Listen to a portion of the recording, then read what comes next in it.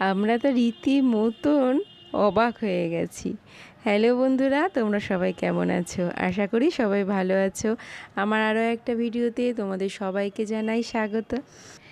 একদম দুপুরবেলা অতিথি হাজির হয়েছে আমার বাড়ি, তাও আবার সাথে করে অনেক খাবার দাবার নিয়ে। গত 10 তারিখ বোনের জন্মদিন গেছে, সেই দিন যেহেতু মঙ্গলবার পড়েছে, ওরা নিরামিষ খায়, তাই আয়োজনটা মা করেছিল বুধবার।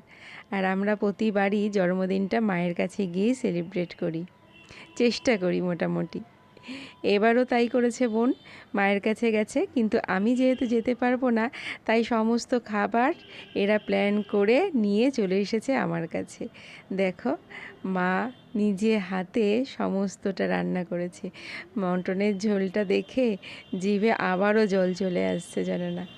প্রতি বছরই বোনের জন্মদিনটা বোনের সাথেই থাকার চেষ্টা করি, কিন্তু এবার যেহেতু মেয়ের পরীক্ষা পড়ে গেছে, ওই জন্য আর যেতে পারিনি।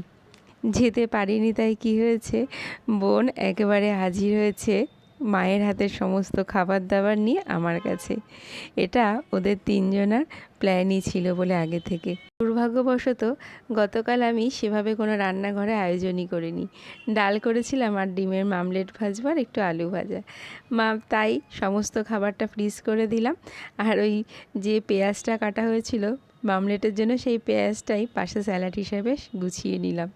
বার্থডে গার্ল বলে কথা, তাকে তো একটু সুন্দর করে সাজিয়ে গুছিয়ে দিতেই হবে, তাই ওকে দিলাম। আর আমরা সবাই মিলে একসাথে বসে পড়লাম, বেশ মজা করলাম, হই হই করে গতকালের দুপুরটা আমরা কাটালাম। সাথে ছিল উপরি পাওনা মার হাতের স্পেশাল মটন কষা। আমার মা মটন কষাটা যা সুন্দর বানায় না, কি বলবো।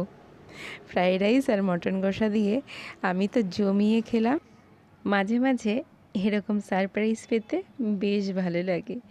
সবাই আমরা ভীষণ মজা করছিলাম। যে 4 ঘন্টাও আমার কাছে ছিল, বেশ ভালোভাবেই কাটলো। তোমাদের ভিডিওটা কেমন লাগলো অবশ্যই কিন্তু আমাদেরকে জানিও। আমরা খেতে খেতে ভিডিওটা শেষ করলাম।